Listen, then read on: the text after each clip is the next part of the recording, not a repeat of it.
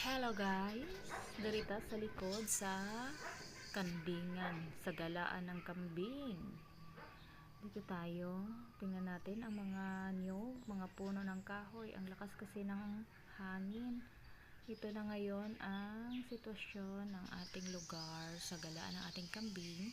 Kasi wala na tayong kambing, dalawa na lang silang maliliit. Wala sila dito ngayon, nasa kabilang bangir. Kaya dito muna tayo mag video muna tayo kasi ang lakas ng hangin, dito sila nakauwi. Ayan po ang lugar. Ito po ay ng manok, kulungan ng manok po yan, kaya walang manok, lumabas na kasi nakapangitlog na sila, may mga sisiw na sila, kaya wala na sila dyan, pero dyan pa rin sila natutulog. Kaya ayun, ayan po ang bahay ng ating kambing, nakatayo pa rin, pero dito sa lugar na to ay tahimik na ngayon kasi wala na si me.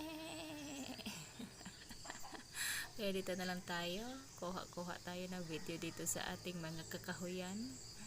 Ayan, may mga sari-saring makikita dito na mga puno, may mga lansunis, may durian, ito rambutan ito guys, maraming hitik na hitik sa bunga yan, yung medyo pula-pula bunga po yan, kaya lang walang magkuha kasi ang taas.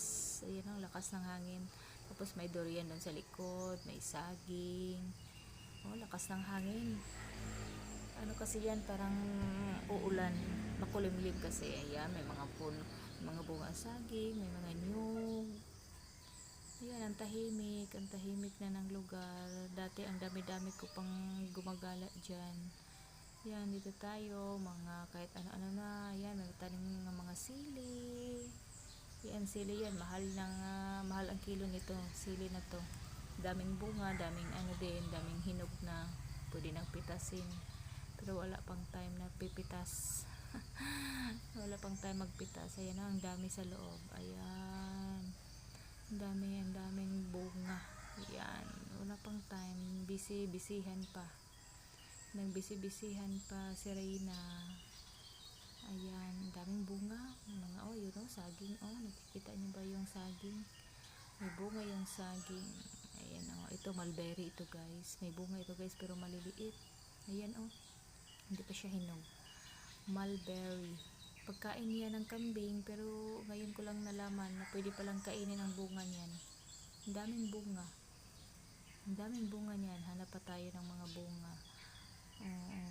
Mulberry yan, maliliit, super liit yung bunga nila. Yan, ang daming bunga, yan, pero green pa siya.